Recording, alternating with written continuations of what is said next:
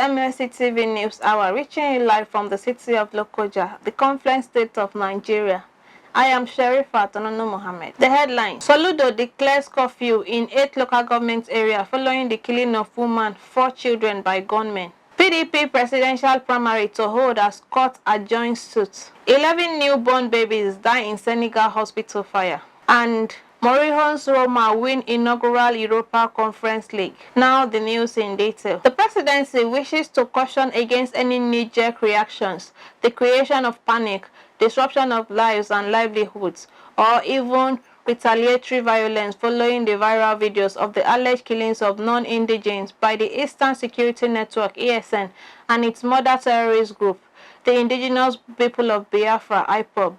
While expert agencies are now verifying the factuality and veracity of the claims that accompany the horrid pictures being circulated, they call on all citizens to avoid hasty steps or conclusions that could exacerbate the situation, and on the contrary, keep to a line of conduct that will help the law to take its proper course. The presidency also cautions the public against the indiscriminate sharing of posts on social media so as to deny vested interests who seeks to divide us and create disturbance the chance to do so. In the issuance of his very strong condemnation of these wild, barbarous, and wanton killings of innocent people in the southeast as well as other parts of the country, which he described as deeply distressing, President Muhammadu Buhari warns the perpetrators of this act to expect tough response from the security forces. A woman, Haraira Jibril, and her 4 children, killed by yet-to-be-identified gunmen, have been buried. Their corpses were buried at Ugbowa Gariki Amasia on Wednesday, according to Islamic rites. They were killed on Sunday when the gunmen invaded their community and opened fire on them. The husband of the deceased, Jibril, told journalists on Wednesday that he is now left with no one, as his pregnant wife and 4 children had just been buried. He added that his wife was already due to deliver within the week before she was killed. He said his late wife and children were coming back home after she visited her sister who was living in the nearby town when she was attacked by the gunmen. Jibril said the wife was 32 years old and gave the ages of the 4 children as Fatima 9, Khadija 7, Hadiza 5, and Zaituna 2. The Seriki Hausa Anambra Garba Haruna described the killing as sad and pathetic. Haruna pointed out that the killing was not an ethical cleansing, as being insinuated in some sections, adding that those who perpetrated the acts were bad boys who wanted to cause trouble and anarchy among the people. Meanwhile, the Anambra State Governor, Professor Chukwuma Soludo, has imposed a 6 p.m. to 6 a.m. curfew on 8 local government areas in the state with effect from Thursday. Soludo made this known in an address in Oka Wednesday evening. In the address, it says, "Peace and security in Anambra as their collective responsibility." The governor said the move became necessary because of the deadly criminal gangs largely occupying the 8 local governments. He said, with effect from May 26, a 6 p.m. to 6 a.m. curfew is hereby placed on motorcycles, Okada, tricycle, keke, and shuttle buses in Agwata, Ihiala, Ekosigo, Inewi North, Inewi South, Obaro, Orumba North, and Orumba South local governments until further notice. Soludo serrated with the families of those who have been killed in the midst of the insecurity, including the beheading of a lawmaker. The Arewa Christians and Indigenous Pastors Association, ACIPA, observed with nostalgic sadness the unfortunate spate of gruesome and barbaric killings in some southeastern Nigerian states. In view of ACIPA's strategic objective of promoting peace, unity, and development in northern Nigeria and Nigeria at large, it became imperative that they express their concerns over the sad development of unjustifiable spate of killings of northerners, including Igbos in the south. Arewa Christians, like all true lovers of God and humanity, console and pray for God's comfort to Jibril Ahmed over the bestial murder of his pregnant wife, Heraira, and his 3 daughters, Khadija, Hadiza, and Zaituna. Reverend Dr. Luke Shehu, ASIPA chairman, called on all patriots with respect to humanity, irrespective of tribe, region, or religion, to condemn this spate of killings. They therefore call for immediate arrest and prosecution of perpetrators as well as their sponsors. While IPOB or any southern group may have the legitimate right to demand for secession, This must be done through legal processes and all referendum. Taking the law into their hands with targeted killings of northerners is a sign of bad omen and may trigger reprisals. They therefore call on the government at all levels to rise to the occasion in restraining and curtailing crime by whatever guise, either tribal militia, bandits, terrorists, or proponents of self-determination. They use this medium to plead with the middle-belt ethnic nationalities and northern Christians who are the bulwark of their unity and stabilization to keep sustaining the momentum. They also plead with all Muslims in the northern region to exercise restraint in the face of the provocation, knowing that Nigeria as a whole is greater than the sum of the parts. The Lagos state government has urged authorities of the local governments and local council development areas in the state to comply with environmental impact assessment policies while executing projects in their communities. The Permanent Secretary of the Ministry of the Environment and Water Resources, Dr. Omobolaji Gaji, stated this during the stakeholders meeting with council managers and engineers in Alausa, Ikeja. Gaji explained that the ministry has adopted EAI as a formal process to identify the likely impacts that may arise from a proposed activities on the environment, human health, and social economic activities. He said EIA has become a global decision-making tool by policymakers in protecting the environment with nations across the globe, enacting laws and setting striker standards to ensure compliance, and Lagos State cannot be an exception.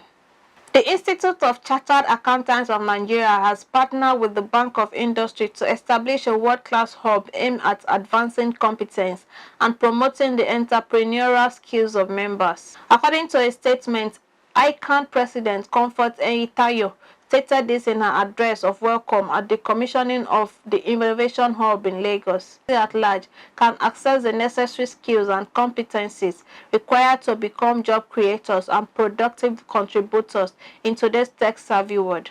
In his keynote address, the former President ICANN, Razak Jayeola, observed that nations that nurture the digital and innovation-based culture had pioneered the global shift towards knowledge-based industries and enjoyed extraordinary wealth and job creation while transforming the way people lived and did business.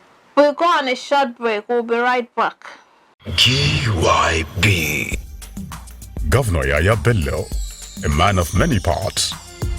GYB, a great tenacious leader. You are a leader, a natural leader, a governor of a state, and the state has been very peaceful thanks to your efforts, thanks to your tenacity. Whenever you blow that trumpet, the whole country must hear you. Because the demography of this country supports you so greatly. The pride of the nation. You've been a pride to the youth of this country. You've been a pride to our party, the APC. I want to say that His Excellency the Governor is the shield of the APC in Nigeria and beyond. And if you don't mind, I would prefer to call him Sarkin Yakin APC in Nigeria.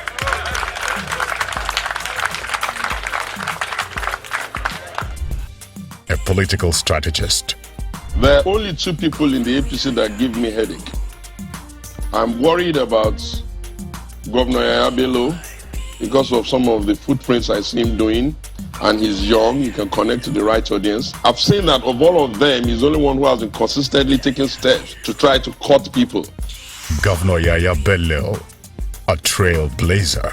Let the other governors go to Kogi and study. They have a Northern Governors Forum. Yeah, they do. Let them meet and ask themselves, how has this young man, who happens to be about the youngest of the governors running the second term, how has he succeeded? That is what they are not doing. Unity and peace advocate. We have succeeded in uniting the people the more. Nobody's talking about whether you are from the west or central or the east, So everybody today could lay claim to the state as our state because you have sense of belonging. Your people are They are not marginalized, any part of the state is oppressed. He is our hero. It's only Governor Yahaya Bello that I know that has given so much position to women. He has given us that opportunity. Please, let's not be selfish with that position. GYB, trustworthy leader. Anybody who is playing politics with the civil servants of Kogi State today should be careful. They should not use us to play politics.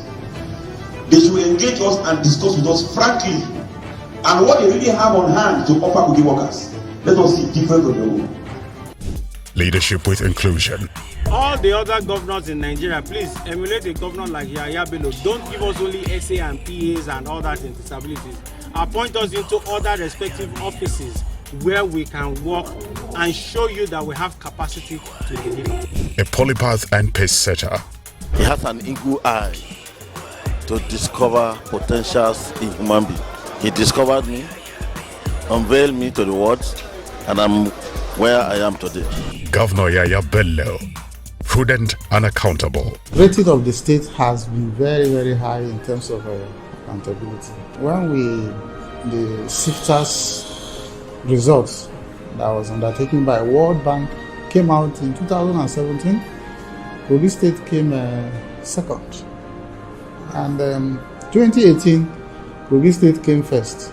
And then 2019, we also repeated the first position. Inclusive leadership. I most appreciate the contribution of the vibrant young governor of Kogi State, who detests crime and have always been rendering helping hands to nip crime not only in his state, but across the country at large. I doff my hat for Governor Yahaya Bello, the support the special forces have been receiving from him. If all governors could emulate, in terms of providing strategic information, I think the peace we have been yearning for will soon be close to us.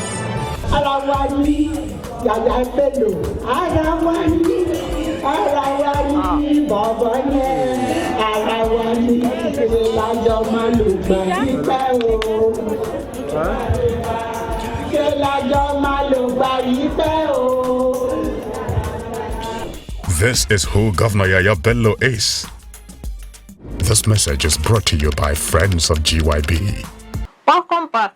And on politics, a federal high court in Abuja adjourned till June won a case challenging the forthcoming presidential primary of the People's Democratic Party scheduled for May 28.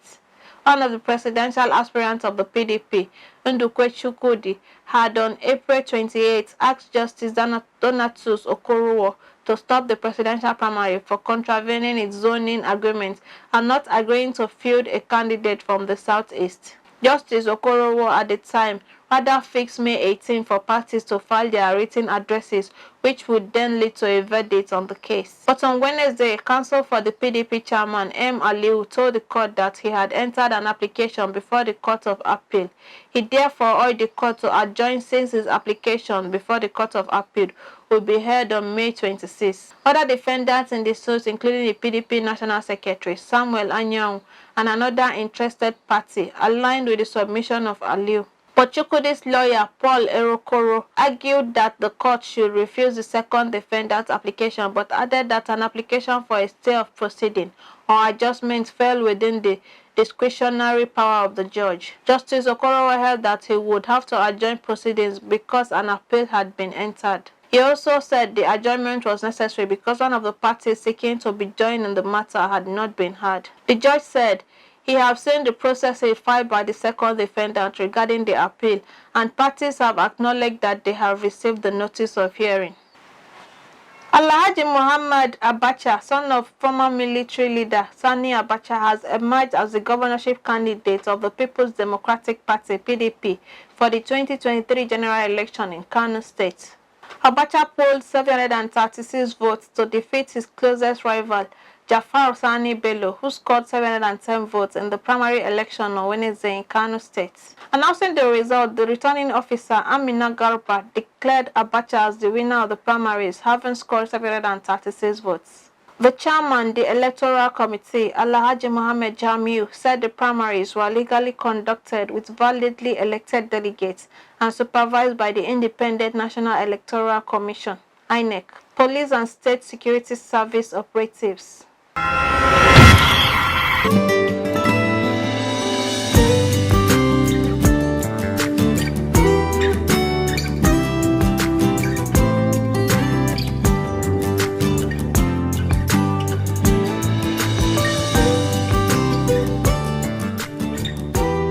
And on crime, gunmen believed to be kidnappers have abducted a board member of Hydroelectric Power Producing Areas Development Commission, Issa Ozi Salami, at the early hours of Thursday while on his way to a mosque in Ogamnana, headquarters of Adavi local government area, Kogi State. The source added that the kidnappers came with a vehicle parked along the victim's residence and zoomed off with the old man around 5 a.m. This is as 2 persons were killed while 1 managed to escape. The men were traveling in a car along Federal College of Education Road in Otite, Okehi local government area of Kogi State. An eyewitness named Ilyas Okaraga, who reportedly witnessed the abduction, disclosed to their reporter that another person was also shot by the gunmen. A source to the family said in an attempt to save him from the gunmen, another young man was also shot but was rushed to the hospital for treatment. According to the source, Ozi Salami had earlier on Wednesday commissioned a water project in Adavi local government before he was kidnapped on Thursday morning. One of the occupants reportedly escaped by the whiskers, while 2 others were killed by the gunmen. Meanwhile, Kogi State Police Command Public Relations Officer SP William Aya confirmed the story. Aya said 1 person was killed during the incident, stressing that the State Commissioner of Police has drafted security men for rescue operation. The Commissioner of Police, Delta State, Mohammed Ali, has ordered the detention of some patrol policemen accused of tear-gassing travelers, including a girl at Ogara in the Itope local government area of the state. The State Police Public Relations Officer, DSP Bright Edafe, in a release said disciplinary measures will be taken against the operatives to serve as a deterrent to others. The police spokesman disclosed that the attention of the command was drawn to the incident through Facebook posts by local online publications. The PPRO, however, described as false report that a girl died in the incident. Edafe stated, to put the record straight, the command wishes to state as follows. The patrol team at Taito Ogara Division, while on stop and search in Ogara, intercepted a Sienna vehicle conveying passengers from Safele to Beni.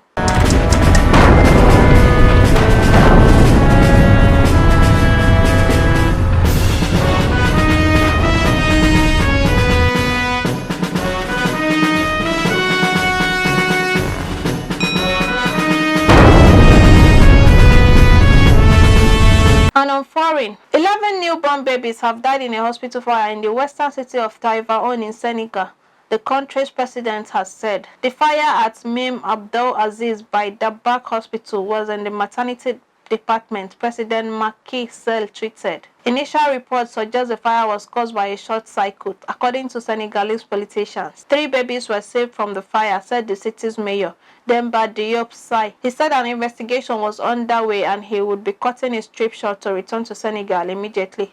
The incident has sparked a wave of indignation on social media over the state of the country's healthcare provision. Opposition MP Mamadou Lamine Diallo criticized the government, treating more babies born in a public hospital. This is unacceptable. The rights group Amnesty International has urged the government to create an independent commission of inquiry to determine responsibility and punish the culprits, no matter the level they are at in the state apparatus. Country Director Seydine Gassama said in a tweet. Amnesty called for all of Senegal's neonatal wards to be inspected after a similar incident occurred in the northern town of Linguère last year. 4 new babies were killed there after a fire broke at a hospital maternity ward. At the time, the mayor said there was an electrical fault in the air conditioning unit of the maternity ward. Wednesday's tragedy also follows a national outcry over the death of a woman in labor, Astou Sokna, who died while reportedly begging for a cesarean during her 20-hour labor ordeal.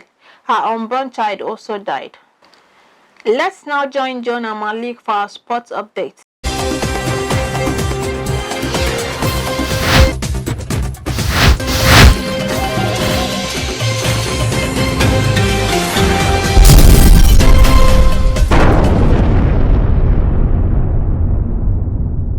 And on sports updates, Nicolo Zaniolo won AS Roma their first ever major European trophy on Wednesday night with the only goal in a 1-0 win over Feyenoord in the inaugural Europa Conference League final.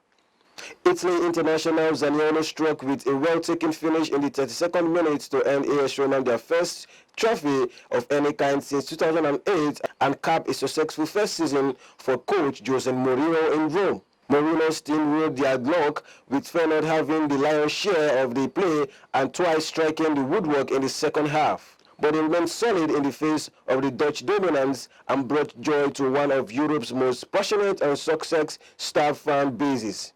Over 50,000 fans packed at the Stadio Olimpico in the Italian capital to watch their team make a little piece of history in Albania. Meanwhile, the small corner of the supporters allowed into Tirena's National Stadium roared with delight once referee Istvan Kovacs blew his whistle to end their team's trophy draft. Mourinho made history winning all major European trophies: the UEFA Champions League, Europa League and Europa Conference League. For 1970 European champions Feyenoord, it was their first ever defeat in a European final, as well as being the first to lose in a competition for Arne Slot's team.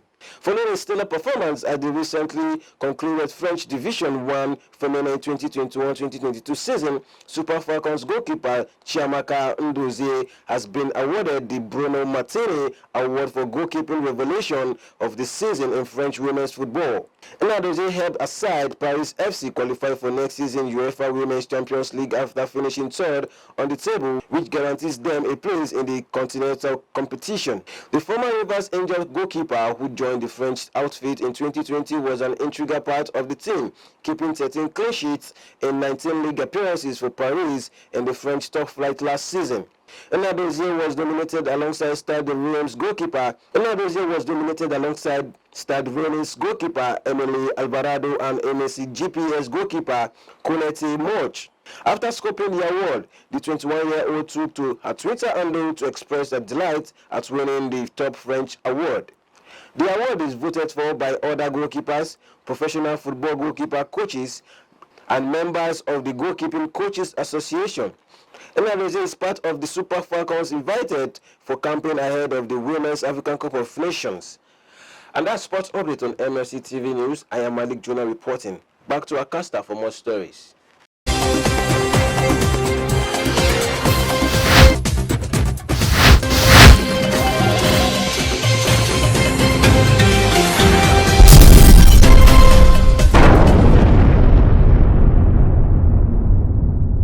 Thanks for the update, Jonah.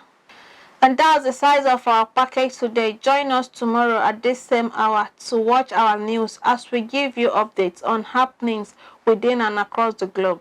Don't forget to subscribe to our YouTube channel, Malkai TV. Like and follow our Facebook page, MLC TV, Instagram, MLC TV 2021, and Twitter at MLC TV1. For your event coverage, information, contribution, advert, and sponsorship, please call any of our numbers displayed on your screen. Join us Friday and Saturday to watch our special programs. Friday 9 p.m. Local Government and You. Saturday 7 p.m. Family Affairs. 9 p.m. Political Arena and Women's World. Sunday by 6 p.m. It's Malachi TV, reaching everywhere, informing everyone. I am Sherifat Mohammed. Please continue to be your brother's keeper to build a united and peaceful society together. Good day and thanks for watching.